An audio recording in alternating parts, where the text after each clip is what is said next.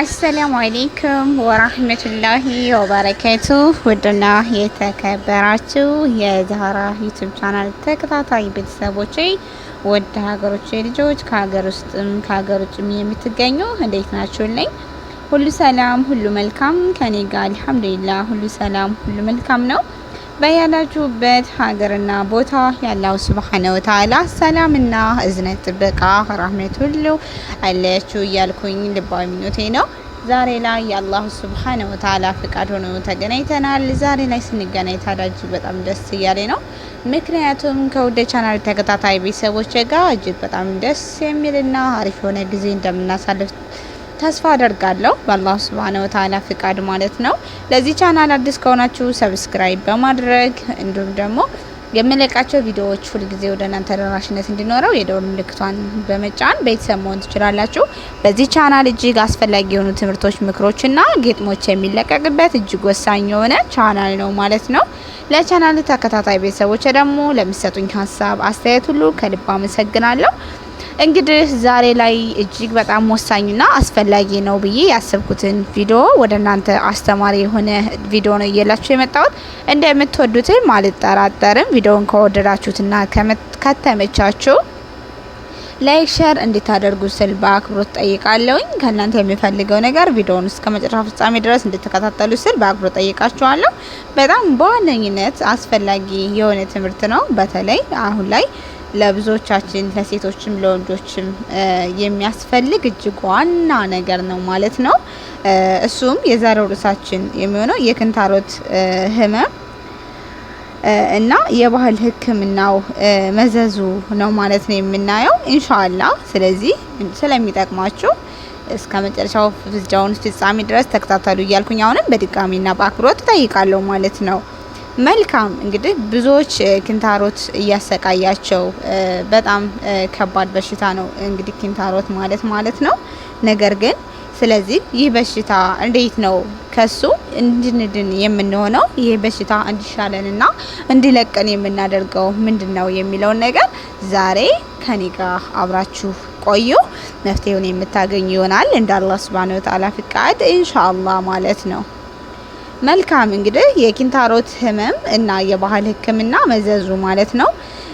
እንግዲህ አሁን ከታች ላይ የቀረቡ ሁለት ታሪኮች በእውነተኛ ገጠሞች የተመሰረቱ ሲሆን እንግዲህ ኢንሻአላህ አቶ አበበና አቶ ከበደ የሚሉ ሰዎች እውነተኛ የታካሚዎች ስም ስለመሆኑን እንገልጻለን ማለት ነው። እነዚህ ሰዎች እውነተኛ የታካሚ ስሞች ናቸው።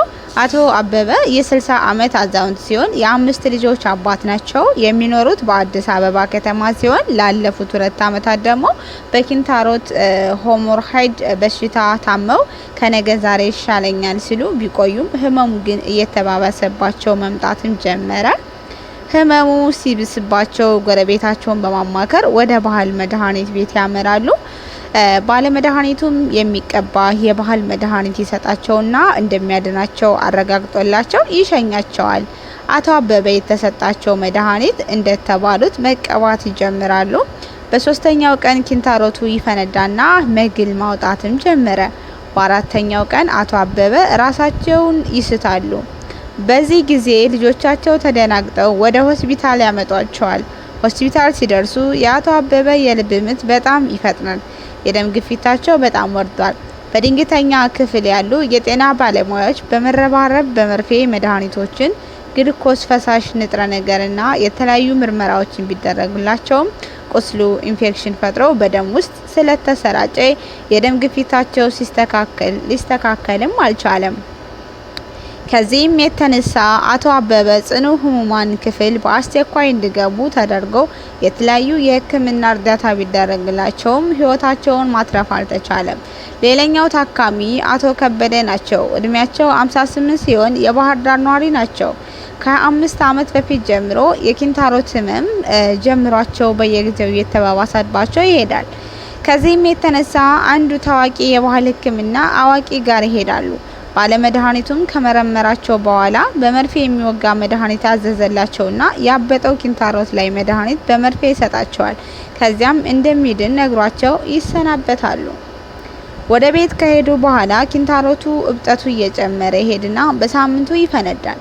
ከዛም ተመልሰው ሲሄዱ ባለመድኃኒቱ እየቆየ እንደሚድንላቸው ነግረው ይሰኛቸዋል። ይሁንና ቁስሉ ከመዳን ይልቅ እየሰፋ መግል እያመነጨና እየተባባሰ ይሄዳል። የዚህን ጊዜ ቁስሉን በጨውና በውሃ እያጠቡ በቤት ይቆያሉ። ቁስሉ እየሰፋ በመሄዱ ከጥቂት ወራት በኋላ አቶ ከበደ ሰገራ መቆጣጠር ያቅታቸዋል። በእነዚህም የተነሳ ዳይፐር መጠቀም ይጀምራሉ። ከዚህም በኋላ መሰል ብዙ ታሪኮች እንደምንረዳው ለኪንታሮት ተብለው ከትልልቅ ከተማ እስከ ገጠር የሚሰራጩ የባህል መድኃኒቶች በህብረተሰቡ ላይ ምን ያህል ጉዳት እያስከተሉ እንደሆነ ነው። የባህል ሕክምና በአግባቡ ትኩረት ተሰጥቶት ከዘመናዊ ሕክምና ጋር ቢዛመድ ለማህበረሰባችን አስተዋጽኦ ሊያበረክት እንደሚችል ቢታመንም የዕለት ተዕለት ገጠመኞቻቸው ይህ አይነቱ የኪንታሮት የባህል ሕክምና ከጥቅሙ ይልቅ ጉዳቱ እንደሚያመዝን ለመናገር ያስደፍረናል። የኪንታሮት በሽታ ሄሞሮይድስ ምንድን ነው? የኪንታሮት በሽታ ሄሞሮይድስ በፊንጢጣ ላይ የሚገኙ ደሞ ምላሽ የደም ስሮች ሲያብጡ የሚፈጠር በሽታ ሲሆን በሁሉም የእድሜ ክልል የሚገኝ ቢሆንም ግን ከ45 ዓመት እስከ 65 ዓመት ባሉ ሰዎች ላይ በብዛት ይከሰታል። የኪንታሮት በሽታ በዋናነት በሁለት ታይፕስ ይከፈላል። አንደኛ ውጫዊ ኪንታሮት ወይም ኤክስተርናል ሄሞሮይድስ እና በውጫዊ የፊንጢጣ ክፍል ላይ የሚከሰት ሲሆን አብዛኛው ጊዜ ህመም ፔን ያስከትላል ማለት ነው። እንግዲህ ውስጣዊ ኪንታሮት ኢንተርናል ሄሞሮይድስ በፊንጢጣ ውስጥ የሚገኝ ሲሆን አብዛኛው ጊዜ ህመም አይኖረውም። ይህ የኪንታሮት አይነት 4 ደረጃ ግሬድስ አሉ። አንደኛ ደረጃ ግሬድ 1 ይህ ደረጃ በፊንጢጣ ግድግዳ ላይ እብጠት ሲኖር ነው።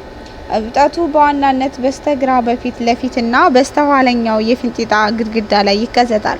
ሁለተኛ ደረጃ ግሬድ 2 በዚህ ጊዜ የእብጠቱ መጠን ጨምሮ ለሽንት ሲቀመጡ በሚኖር ማማጥ እባጭ ወደ ውጭ ሲወጣና በራሱ ጊዜ ወደ ውስጥ ሲመለስ ነው። ሶስተኛው ደረጃ ግሬድ 3 በዚህ ጊዜ እባጩ ለሽንት ሲቀመጡ ወደ ውጭ ይወጣና በራሱ ስለማይመለስ የግድ በእጅ መመለስ ሲፈልግ ነው። አራተኛ ደረጃ ግሬድ 4 በዚህ ጊዜ እባጩ ላይ መለስ በፊንጢጣ ይወጣና ይቀራል።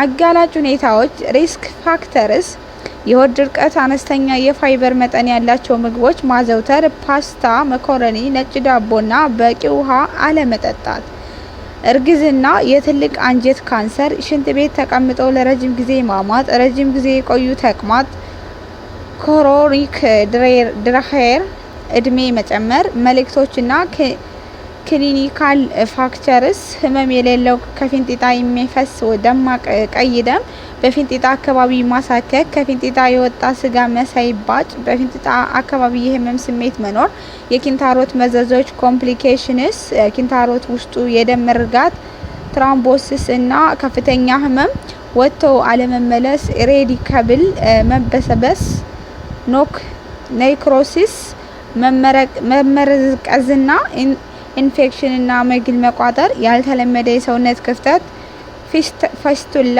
የሰውነት መሰንጠቅ፣ ፊሸር፣ ሰንገራን አለመቆጣጠር፣ ኢንኮንቲኒስ የተለመደ ባይሆንም የደም ማነስ ሊያስከትል ይችላል። ኪንታሮት እንዴት ይታከማል? በመጀመሪያ ህመሙ ያለበት ሰው እንደ ማንኛውም ህመም ወደ ሐኪም ቤት ሄዶ ለመታከም ፍርሃትን፣ እፍረትን ማስወገድ ይጠበቅበታል።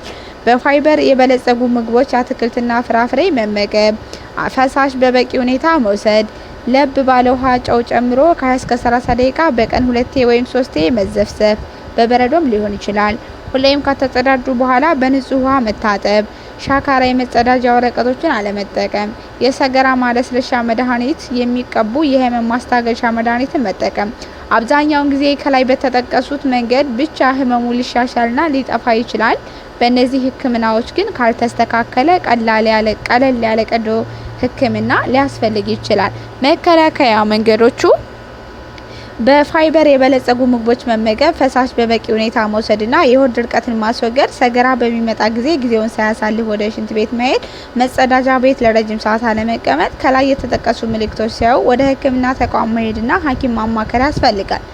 ስለዚህ ዶክተር ዮሐንስ ክፍሌ በጥቁር አንበሳ ሆስፒታል የቀዶ ህክምና ሬዚደንት እና ይህንን እንግዲህ ለክንታሮት እጅግ አስፈላጊ የሆኑ ትምህርቶችን እንደወሰዳችሁም ተስፋ አደርጋለሁኝ። በደንብ ልትጠቀሙበት ይገባል ማለት ነው። እና እንግዲህ ክንታሮት በዋነኝነት በብዙ ሰዎች ላይ የሚታይ ብዙ ሰዎችን እያሰቃየ የሚገኝ በሽታ ነው ክንታሮት። ነገር ግን አብዛኞቻችን ደግሞ በራሳችን ባበሻ አሪፍ መድኃኒት አለ እየተባል እንደዚህ ባበሻ በምንጠቀምበት ሰዓት ልክ እንደዚህ ሁለት ግለሰቦችን እያባበሰባቸው እንደሄደ ሁሉ ከባድ ችግር ላይ ወይም ደግሞ ከባድ የበለጠ በሽታ ላይ እየተባሰብን ሄዶ የምንወርቅ ስለሚሆን ጥንቃቄ ልናደርግ ይቻላል ማለት ነው። እና ለዛሬው የነበረን ቆይታ ይህንን ይመስላል። በሌላ ቪዲዮና ርዕስ እስከማገኛችሁ እስከምንገናኝ ድረስ በዚሁ ልሰናበታችሁ እወዳለሁኝ። ውድና የተከበራችሁ የቻናል ተከታታይ ቤተሰቦቼ ባላችሁበት ሀገርና ቦታ የአላህ ሱብሃነሁ ወተዓላ ሰላምና እዝነት ጥበቃ ረህመት አይለያችሁ እያልኩኝ ልባዊ ምኞቴ ነው። የምንወዳትና የምናከብራት የምንሳሳላት እማማ ኢትዮጵያ ሀገራችን ለዘላለም ትኑር እያልኩኝ ልሰናበታችሁ እወዳለሁ። ወሰላሙ አለይኩም ወራህመቱላሂ ወበረካቱሁ። ባይ ባይ።